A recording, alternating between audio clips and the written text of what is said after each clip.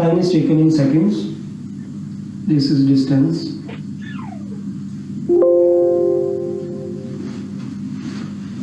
जब टाइम 0 था तो हमारा डिस्टेंस भी 0 था, फर्स्ट रीडिंग। जब टाइम 1 सेकेंड हुआ तो डिस्टेंस बढ़कर 3 हो गया।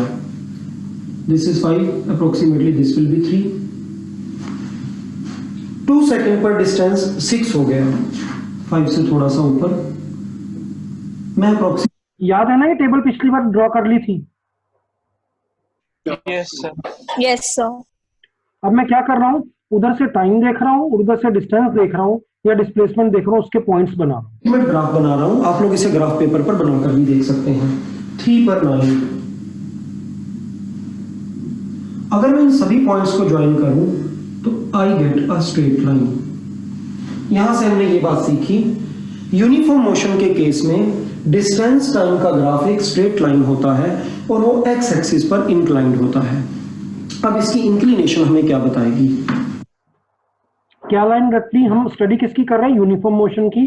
अभी हमने ग्राफ बनाया एस और टी का, डिस्टेंस टाइम का ग्राफ, वो एक स्ट्रेट लाइन होगा। ये बात हमने याद करनी। जो बच्चे नोट करते हैं साथ में वो ये लाइन याद कर सकते हैं। In case of uniform motion position time graph is a straight line inclined to, इस एक्सिस का नाम क्या है? X axis. X axis. हमने इसको एक्स एक्सिस नहीं बोलना, हमने इस पर जो फिजिकल क्वांटिटी रिप्रेजेंट की है उसके नाम से बोलना है। We will call it time axis.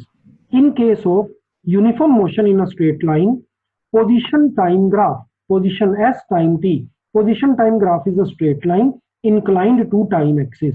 अब एक ग्राफ ऐसे इंक्लाइंड होगा, दूसरा ग्राफ ऐसे होगा, तो इनकी इंक्लिनेशन क्या बताती है देखते हैं।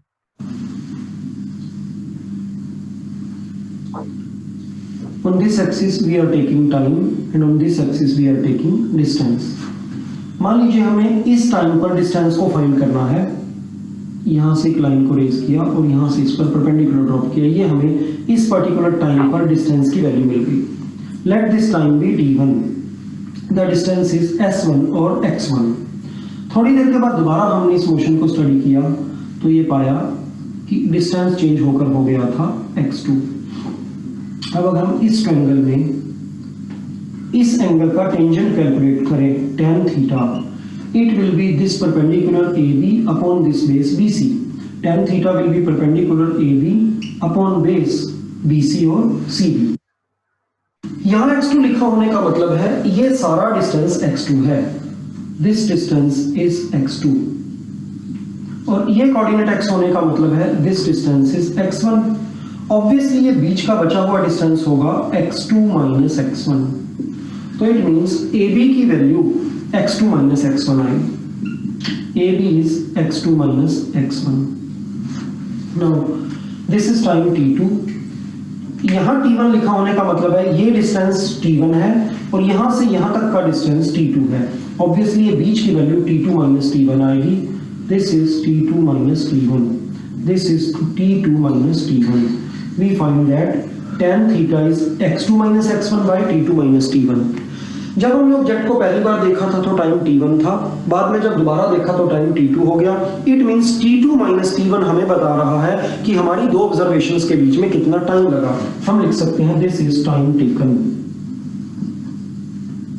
जब ऑब्जेक्ट को पहली बार हमने देखा तो वो x1 डिस्टेंस ट्रेवल कर चुका था और सेकंड ऑब्जर्वेशन के टाइम पर ये x2 डिस्टेंस ट्रेवल कर चुका था। ऑब्वियसली x2 minus x1 हमें बता रहा है कि इस दौरान इसने कितना डिस्टेंस ट्रेवल किया।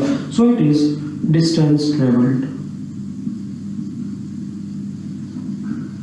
and we know that distance upon time is speed, so tan theta gives us value of the speed। Maths में हम लोग पढ़ेंगे कि tan थीटा स्लोप बताता है, तो इस ग्राफ की स्लोप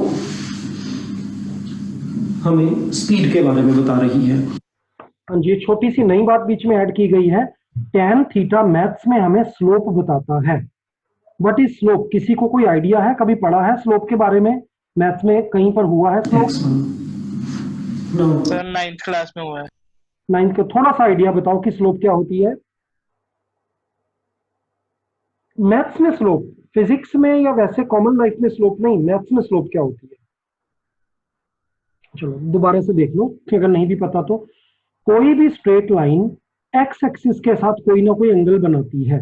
ये जो थीटा एंगल है इस लाइन का एक्स एक्सिस के साथ एंगल है या सीबी के साथ एंगल है? ये थीटा इस लाइन का एक्स एक्सिस के साथ एंगल है, टाइम एक्सिस के साथ एंगल है, या सीबी के साथ है? एक्स एक्सिस ये है, जवाब दें। आई रिपीट माई क्वेश्चन, ये थीटा एंगल ये लाइन बना रही है किसके साथ? सीबी के साथ या एक्स एक्सिस के साथ? बीबी दोनों के साथ। अगर मैं इसको थोड़ा सा आगे एक्सटेंड करूं तो आप नोट करो ये वाला एंगल और ये वाला एंगल सेम ही तो होंगे भाई। तो यस सर। अगर मान लो मेरे को इस लाइन का एक्स एक्सिस के साथ एंगल निकालना है, एक्स एक्सिस मेरा दूर है, बीच में गैप आ रहा है, तो कोई जुड़ने के एक्स एक्सिस के साथ निकालो। अब एक्स एक्सिस की पैरेलल एक लाइन ड्रॉ कर दो, उस लाइन के साथ जो एंगल है वही एंगल किसके साथ माना जाएगा? एक्स एक्सिस के साथ। तो हर एक लाइन एक्स एक्सिस के साथ कोई ना कोई एंगल जरूर बनाती है, उस एंगल के टेंजेंट को स्लोप कहते हैं। This is strange definition of slope. Each line makes some angle with positive direction of x-axis. Tangent of this angle is called slope. हर एक लाइन एक्स एक्सिस की पॉजिटिव डायरेक्शन, मैंने modify कर दिया, पहले मैं बोला था एक्स एक्सिस के साथ, एक्स एक्सिस साथ ये वाला एंगल भी बन सकता है। नो, किसके साथ लेना है? Positive direction. हर एक लाइन एक्स एक्सिस की पॉजिटिव डायरेक्शन के साथ कुछ ना कुछ एंगल बनाती है, उस एंगल के टेंजेंट को उसकी स्लोप कहते हैं। और जैसे पिछली किसी क्लास में बताया गया था, हर एक ग्राफ के नीचे का एरिया कुछ ना कुछ बताएगा। सिमिलरली हर एक ग्राफ की स्लोप भी कुछ ना कुछ बताएगी। और एग्जाम में आपको 2-3 क्वेश्चन स्लोप से रिलेटेड जरूर आएंगे। जब भी हम एग्जाम की बात करते हैं, स्कूल के एग्जाम की बात नहीं करते, हम सिर्फ कॉम्पिटिटिव की बात करते हैं। स्कूल का exam it depends directly on the dash of your teacher. What is this dash? Mood. Mood, okay. और school exam depends directly depends on dash of your teacher, experience. right? All these things। इनमें एक word और add कर देना, eccentricity of your teacher। Physics में भी पढ़ेंगे eccentricity, maths में भी पढ़ेंगे। हिंदी क्या होती है इसकी? बहुत इसेंट्रिक है वो लड़का बहुत इसेंट्रिक है। क्या क्या कहने की कोशिश कर रहा हूं मैं उस लड़के के बारे में?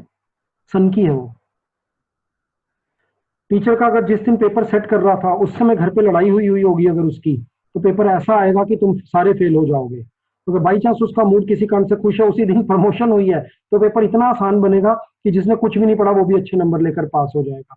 स्कूल एग्जाम की कोई गारंटी नहीं है, कहाँ से आएगा, कैसे आएगा। कॉम्पिटिटिव की ये गारंटी है कि वो हमेशा हमें शॉकिंग ही आएगा। हम हमेशा उसके लिए प्रिपेयर करते हैं, सभी स्टेटमेंट्स उसके लिए होती हैं। स्कूल एग्जाम तो ऑटोमेटिकली हो जाता है अगर आप ये इतनी हाई फाई चीजें पढ़ लेते हो। Let us come back. 5वीं बात, each line makes some angle with positive direction of X axis. Tangent of this angle is called slope. अब यहां स्लोप हो गई tan थीटा, और tan थीटा हुआ परपेंडिकुलर अपॉन बेस। परपेंडिकुलर कितना आया है डायग्राम में? x2 minus x1। बेस कितना आया है? t2 minus t1। आप इसको बता सकते हैं x2 माइनस x1 को शॉर्ट में क्या लिख सकते हैं? Delta X. Displacement. Delta X भी लिख सकते हैं या नहीं भाई? Difference of two quantity, small change, errors. अगर डिस्टेंस स्मॉल हुआ तो डिपेंड ऑन द डिस्टेंस। हम ये मानकर चल रहे हैं सारी चीजें छोटी छोटी हैं बहुत, तो it is delta x. Similarly नीचे आ जाएगा t2 minus t1 delta t। और अगर ये बहुत छोटी है तो डेल्टा की जगह लग जाएगा d, ये बन जाएगा dx और ये बन जाएगा dt। कुछ कुछ याद आया? dx बाय dt पिछली क्लासेस डेरिवेटिव। Yes sir. तो इसका मतलब है घूम फिर के सब कुछ इंटरलिंक हो गया। Slope is nothing but derivative, derivative is nothing but slope. और स्लोप बता क्या रही है? Position upon time. भाई पोजीशन अपॉन टाइम क्या होता है? वेलोसिटी। तो पोजीशन टाइम ग्राफ की स्लोप आपको वेलोसिटी बताएगी। अब मान लो मेरे पास 2 ग्राफ हैं, एक ये है और दूसरा इधर है ऐसे। इस दूसरे ग्राफ का एंगल ज्यादा है, इसकी स्लोप ज्यादा है, इसका डेरिवेटिव ज्यादा है, इसकी वेलोसिटी ज्यादा है। रिपीट, एक लाइन ये है, दूसरी लाइन ये है। मेरा कर्सर दिख पा रहा है सबको? Yes, sir. Yes, sir. ये वाली जो लाइन है ये ज्यादा एंगल पर इंक्लाइंड है, theta is more, tan theta is more, slope is more, derivative is more, and slope in this case is indicating s by t velocity, velocity is more. तो अगर मान लो अब आपको दो ग्राफ दे दिए जाएं, एक लाइन ये और दूसरी लाइन ये, ऑब्वियसली इनमें से जो व्हीकल इस पाथ को फॉलो कर रहा है उसकी वेलोसिटी ज्यादा होगी। ग्राफ देखते ही हमें पता लग जाएगा कौन कितनी स्पीड से चल रहा है। नाउ हाँ जी सर, हम इसमें tan थीटा ही क्यों लिखते हैं? sin थीटा भी तो लिख सकते हैं। ये क्यों लेते हैं, ये स्लोप की जब मैथ्स के सर डिटेल समझाएंगे तो आपको पता लगेगी, प्रोवाइडेड, फिर प्रोवाइडेड को पूरा करो। ये स्लोप में tan थीटा ही क्यों लेते हैं ये मैथ्स के टीचर आपको समझाएंगे, प्रोवाइडेड। क्वेश्चन पूछे, प्रोवाइडेड उनको खुद को पता हो। भाई कैसी बातें करते हो, समझो, मेरा पढ़ाने का तरीका समझो। पता होता है, ज्यादातर को पता होता है, उनके जान खाना वो आपको बता देंगे कि साइन लेने से क्या पंगा हो रहा था और कॉस लेने से क्या हो रहा था और tan क्यों लिया गया। हम फिजिक्स में ऑलरेडी मैं 15 मिनट तो लेक्चर दे देता हूँ, फिर अगर मैथ समझाने लग गया तो फिजिक्स में कोर्स हमारा 3 साल भी पूरा होगा, हमें वो भी देखना है। पूछना नहीं हुआ तो मैं कभी ना कभी बता दूंगा, डोंट वरी, एक्स्ट्रा क्लास में। ये क्वेश्चंस नोट कर लेना अपनी कॉपी के लास्ट पेज पे। चलिए वापिस, सब कुछ मिक्स हो गया, tan theta, slope, derivative, delta X by delta T, D X by D T, they all are same thing, एक ही चीज को इंडिकेट कर रहे हैं। और वो चीज हुआ क्या करेगी हमेशा, दिस डिवाइडेड बाय दिस। जैसे एरिया होता था दिस मल्टीप्लाइड बाय दिस, वैसे स्लोप हुआ करेगी दिस डिवाइडेड बाय दिस। चलो थोड़ा आगे देखते हैं। दिस इज टाइम t2, यहाँ t1 लिखा होने का मतलब सिंपलेस्ट केस ले रहे हैं। इसके बाद और भी कॉम्प्लेक्स केसेस होंगे जिनमें ये ग्राफ चेंज भी हो सकता है जब हम नॉन यूनिफॉर्म मोशन में जाएंगे।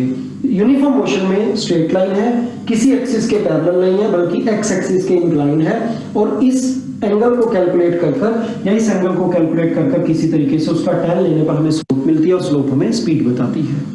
स्पीड या वेलोसिटी में फर्क तो पता है ना, अगर आप डिस्टेंस की बातें कर रहे हो तो स्पीड वर्ड बोलोगे और अगर डिस्प्लेसमेंट की बातें कर रहे हो तो वेलोसिटी बोलोगे। अब एक बात मैंने बोला, each line makes some angle with positive direction of X axis. मेरा क्वेश्चन है, एक्स एक्सिस खुद एक्स एक्सिस के साथ क्या एंगल बनाता है? 0 डिग्री। जीरो का tan कितना होता है? 0। तो अगर किसी एसटी ग्राफ में हमारा ग्राफ एक्स एक्सिस के पैरेलल है, वो एक्स एक्सिस के साथ 0 एंगल बना रहा है, उसका tan, उसकी स्लोप, उसकी वेलोसिटी 0 होगी। इट मींस यूनिफॉर्म मोशन में एक स्टेशनरी ऑब्जेक्ट को कैसे रिप्रेजेंट करोगे, उसका ग्राफ एक स्ट्रेट लाइन होगा parallel to X axis. Is it okay? Yes sir, Yes, sir. Sir question में थीटा की वैल्यू दी होगी? नहीं, थीटा की वैल्यू में कोऑर्डिनेट से ढूंढनी होगी। वो क्वेश्चन हम करेंगे, न्यूमेरिकल करेंगे, आप आगे की टेंशन मत करो। फिलहाल ये जो समझाया गया इसके समझने की चिंता करो। क्वेश्चन पूछ सकते हो आप, नो प्रॉब्लम, कि भी सर ये दी गई वैल्यू होगी तो मैं आपको बताऊंगा। क्वेश्चन में बहुत कम चांसेस है दी गई होगी, ज्यादा चांसेस इसी बात के हैं कि हमें वो वैल्यू निकालनी पड़ेगी। अगली बात, वाई एक्सिस एक्स एक्सिस की पॉजिटिव डायरेक्शन के साथ क्या एंगल बनाता है? 90 डिग्री। 90। tan 90 की वैल्यू बताइए। Not defined. Not Not defined. defined. कोई मॉडिफाई करेगा इस बात को? जब आपको सर ने इनफाइनाइट होती है। इनफाइनाइट होती है एक्चुअल में, क्योंकि हम 9th-10th के बच्चों का लेवल इतना नहीं होता कि उनको इन्फिनिटी समझाई जाए, भी हम उन्हें उल्लू बनाते हैं कि भाई इट इज नॉट डिफाइंड। होता क्या है आपको पता है ना, tan theta is sin theta by cos theta. Is it okay? Yes sir, Yes, sir. तो मुझे अगर tan 90 की वैल्यू फाइंड करनी है, one way is sin 90 upon cos 90। What is sin 90? 1। What is One. 90? 0। So now it becomes 1 upon 0. Anything, any real value divided by 0 gives us infinity. तो अगर मैं आपसे पूछूं अब x एक्सिस की स्लोप बताओ, आंसर इज 0। y एक्सिस की खुद की स्लोप बताओ, आंसर इज इंफिनिटी और 1 अपॉन 0। नॉट डिफाइंड नहीं कहना, आज के बाद क्या कहना है? इंफिनिटी। और एक्चुअल में इंफिनिटी निकली कहां से है? 1 अपॉन 0 से। अब हम ग्राफ ड्रॉ करते हैं वेलोसिटी और टाइम का। एक्स एक्सिस पर हम ले रहे हैं टाइम पिछली बार की तरह, और वाई एक्सिस पर लेने जा रहे हैं वेलोसिटी। बिना ग्राफ ड्रॉ किए हुए मुझे बताओ वेलोसिटी टाइम ग्राफ ड्रॉ होने जा रहा है, इसकी स्लोप क्या बताएगी? Acceleration. Right, answer is right. कैसे बताएगी एक्सीलरेशन? क्योंकि स्लोप होती है this upon this, velocity upon time is acceleration. जो भी ग्राफ आने वाला है उसकी स्लोप देखकर मुझे इस ग्राफ की एक्सीलरेशन पता लग जाएगा। हेडिंग मेरा चल रहा है यूनिफॉर्म मोशन, जिसमें वेलोसिटी में चेंज नहीं होता। ऐसी वेलोसिटी में एक्सीलरेशन कितना होगा? रिपीट, कांस्टेंट एक्सेलरेशन होगा। I repeat, uniform motion in straight line, velocity में चेंज नहीं होता, वेलोसिटी कांस्टेंट रहती है। अभी जीरो एक्सेलरेशन। हाँ, आपने खुद पकड़ लिया। अभी 3 मीटर है, बाद में भी 3, बाद में भी 3, वेलोसिटी कांस्टेंट रहती है, एक्सीलरेशन रिमेन्स 0। एक्सीलरेशन आने वाला है स्लोप से। क्या आप अब एक्सपेक्ट कर सकते हो कि इसका ग्राफ कैसा आने वाला है? स्लोप 0 है, parallel to X axis, parallel to 0 है। अगर आपको कंसेप्ट क्लियर है तो आप मुझे बिना भी ग्राफ को ड्रॉ किए हुए, तुम में से एक बच्चे ने आंसर दे दिया, graph should be parallel to X axis. इसने मेरे को नहीं लगता कि इस ग्राफ को रट्टा मारा या पहले से पढ़ा हुआ है, बट एक हमने कंसेप्ट समझिया कि स्लोप क्या होती है। स्लोप दिस अपॉन दिस होती है। हम पढ़ रहे हैं यूनिफॉर्म मोशन। यूनिफॉर्म मोशन में स्लोप हमारी जो वेलोसिटी होगी कांस्टेंट रहेगी, एक्सीलरेशन 0 होगा। इसमें स्लोप दिस अपॉन दिस बता रही है, वेलोसिटी अपॉन टाइम एक्सीलरेशन होता है, एक्सीलरेशन 0 है। अरे स्लोप 0 कब होती है? सर ने 5 मिनट पहले बताया, जब ग्राफ एक्स एक्सिस के पैरेलल होता है। तो डेफिनेटली इसका ग्राफ एक्स एक्सिस के पैरेलल आना चाहिए। लेट अस सी। टाइम सेकंड्स में लिया जा रहा है। जब मेंशन नहीं किया जाएगा तो अंडरस्टूड है we are using SI units. Velocity के लिए मीटर पर सेकंड लेंगे। अगर हम इस इंटरवल को देखें तो इसमें 1 सेकंड में बॉडी ने 3 मीटर का डिस्टेंस ट्रेवल किया था। हम कहेंगे इसकी वेलोसिटी या स्पीड 3 मीटर पर सेकंड है। अगले इंटरवल में भी टाइम 1 सेकंड का है और उसके कॉरस्पॉन्डिंग डिस्टेंस 3 मीटर ही है, वेलोसिटी 3 मीटर पर सेकंड रहेगी। किसी भी पोर्शन में हम स्टडी कर रहे हैं वेलोसिटी की वैल्यू कांस्टेंट है, इसीलिए तो हम इसको यूनिफॉर्म मोशन कह रहे हैं।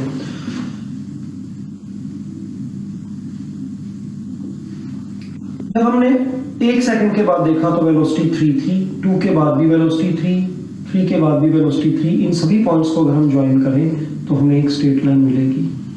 हमें याद रखना है वेलोसिटी टाइम ग्राफ किसके बारे में बताएगा?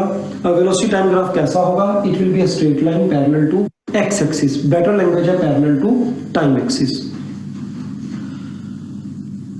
मान लीजिए हमने इस ग्राफ को स्टडी किया टाइम t1 पर और बाद में टाइम t2 पर। दोनों ही केसेस में वेलोसिटी की वैल्यू जो हमें मिलती है, let us assume that this value is v। आइए देखें इस ग्राफ के नीचे का एरिया क्या बताता है। आप में से कोई बिना आगे की कैलकुलेशन के बताए कि इस ग्राफ के नीचे का एरिया क्या बताएगा? डिस्टेंस। कैसे पता लगा? पहले आपको ये कंसेप्ट क्लियर करवाई थी कि फिजिक्स में हर एक ग्राफ के नीचे का एरिया कुछ ना कुछ बताता है, और वो कुछ ना कुछ इस एक्सिस और इस एक्सिस पर जो चीजें लिखी गई हैं उनके प्रोडक्ट से आता है। अभी वो नोटिस तो नहीं आया था ना कि मीटिंग ओवर होने वाली है का? No sir. No sir. No sir. Sir वो आप पे दिखाई देता है, वो ठीक है। हमें नहीं दिखाएगा। ठीक है, ठीक है। तो अभी हमारे को बिना कुछ किए, अभी मैं प्रूव तो करने वाला हूँ, बट उससे पहले आप में से कईयों ने बता दें कि इस ग्राफ के नीचे का एरिया हमें डिस्टेंस ट्रेवल्ड बताएगा। ये एक रेक्टेंगल है और इस रेक्टेंगल ABCD में सिंपल मैथ्स के अकॉर्डिंग अगर हम एरिया कैलकुलेट करें तो the area ABCD will be length AB into width BC और AD। ये T1 है और यहां से यहां तक T2 है। इट मींस ये डिस्टेंस T2 माइनस T1 होगा। ये कांस्टेंट वेलोसिटी है। This distance is equal to v. What is AB? It is T2 minus T1. What is BC or AD? This is v. T2 minus T1 is time taken and v is constant velocity. हमें ये मालूम है velocity is equal to होती है distance upon time. तो multiply करने पर हमें मिलेगा distance is equal to time into velocity, constant velocity. यहां पर भी तो time taken into constant velocity आ रहा है, so it is nothing but distance travelled. आपको स्कूल के एग्जाम में 2 मार्क्स की ये डेरिवेशन आती है, prove that in case of uniform velocity area under velocity time graph gives the distance travelled. Prove करो कि यूनिफॉर्म वेलोसिटी के केस में area under velocity time graph हमें डिस्टेंस बताता है। आपने क्या करना है, अपने पहली लाइन में शुरुआत करनी है। We know that in case of uniform motion, velocity time graph is a straight line parallel to the time axis। ये ग्राफ बनाना है और उसके बाद जैसे मैंने ये सारा लिखा है 4 लाइन में लिखकर प्रूव कर देना है कि ये एरिया क्या बता रहा है, डिस्टेंस ट्रैवल। हमने ये प्रूव किया कि velocity time graph uniform motion के केस में अगर हम ड्रॉ करें और उसके नीचे का एरिया निकालें तो वो हमें इस दौरान चले गए डिस्टेंस के बारे में बताता है।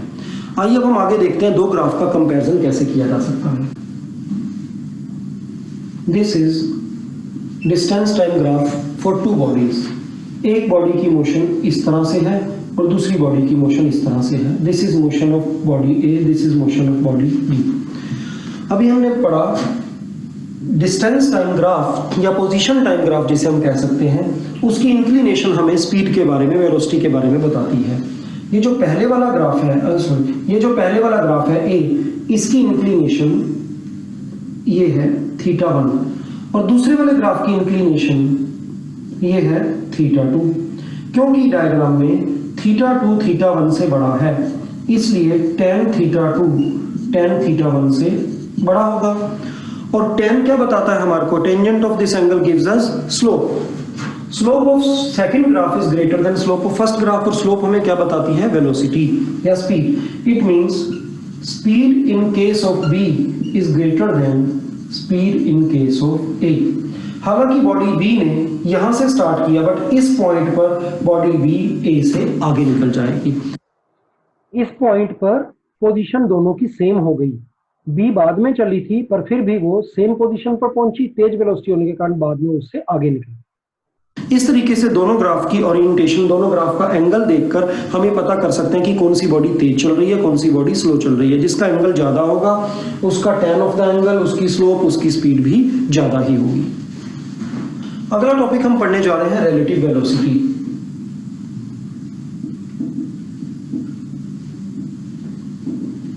रिलेटिव वेलोसिटी का मतलब है एक ऑब्जर्वर को दूसरी बॉडी किस स्पीड से चलती हुई नजर आ रही है। मान लीजिए यहां पर एक ऑब्जेक्ट 10 मीटर पर सेकंड की स्पीड से इधर को जा रहा है और ये एक स्टेशनरी ऑब्जर्वर है, ये अपनी जगह से हिल नहीं रहा, तो इसको तो ये बॉडी 10 मीटर पर सेकंड की स्पीड से चलती ही नजर आएगी। क्यों ऐसा होगा? क्योंकि अगर ये इसकी 2 ऑब्जर्वेशंस लेगा तो इसे पता लगेगा कि 1 सेकंड में इस बॉडी ने 10 मीटर का डिस्टेंस ट्रेवल किया है। 1 सेकंड केस लेते हैं। मान लीजिए ये ऑब्जर्वर खुद भी इधर को चल रहा है विद वेलोसिटी ऑफ 3 मीटर पर सेकंड। अब जब ये पर्सन इस बॉडी की 2 ऑब्जर्वेशंस लेगा तो क्योंकि ये बॉडी 10 मीटर आगे चली गई है और खुद ये पर्सन भी 3 मीटर आगे चला गया है, तो दोनों के बीच में डिस्टेंस 10 मीटर चेंज नहीं होगा बल्कि केवल 7 मीटर चेंज होगा। इस पर्सन को ऐसा लगेगा जैसे 1 सेकंड में इस बॉडी ने 10 मीटर नहीं केवल 7 मीटर का डिस्टेंस ट्रेवल किया है, तो इसे ऐसा लगेगा कि इसकी वेलोसिटी 7 मीटर पर सेकंड है। अगर 2 बॉडी सेम डायरेक्शन में ट्रेवल कर रही हो तो रिलेटिव वेलोसिटी आती है velocity 2 minus velocity 1, velocity of second body with respect to first body. ये कुछ बातें आप समझ लें। ये बात आपको समझ में आ गई, इसको 7 क्यों दिखाई देगी? किसी को नहीं समझ में आई तो बिना शर्म किए पूछ लो। सर मुझे नहीं आई।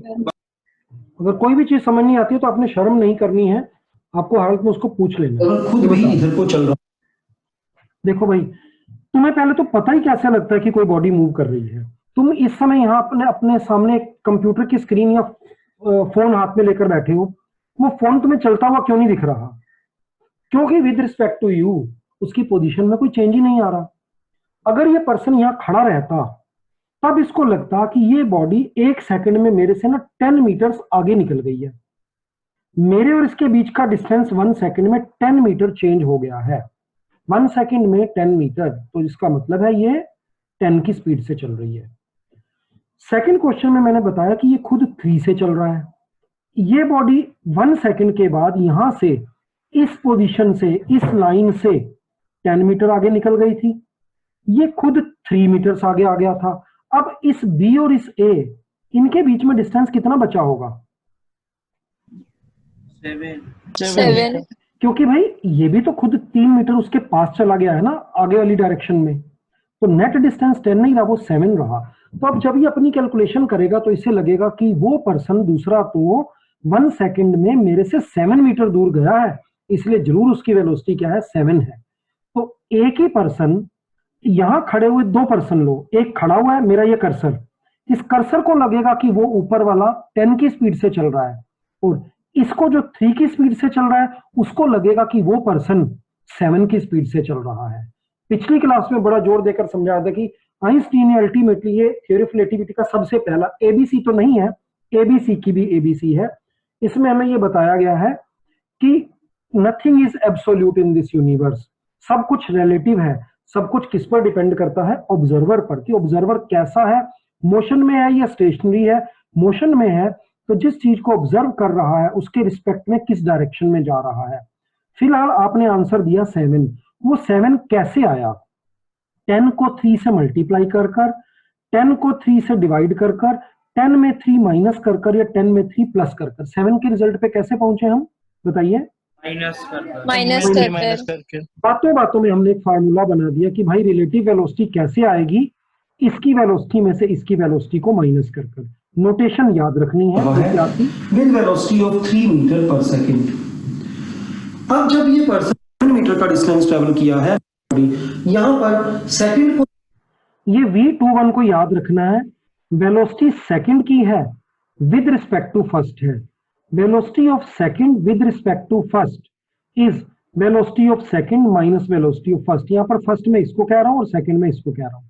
First is the observer, second is the observant. हाँ जी बोलो। सर बोलो। एक मिनट, कुछ दिक्कत हुई है लगता है, आवाज नहीं आ रही क्या? सर आपकी वॉइस ब्रेक हो रही है, वॉइस ब्रेक हो रही है, वही मैंने पूछा, मुझे लगा कुछ दिक्कत हुई वॉइस है। ब्रेक हो रही है। ठीक है, हम एक काम कर रहे हैं, मीटिंग को एंड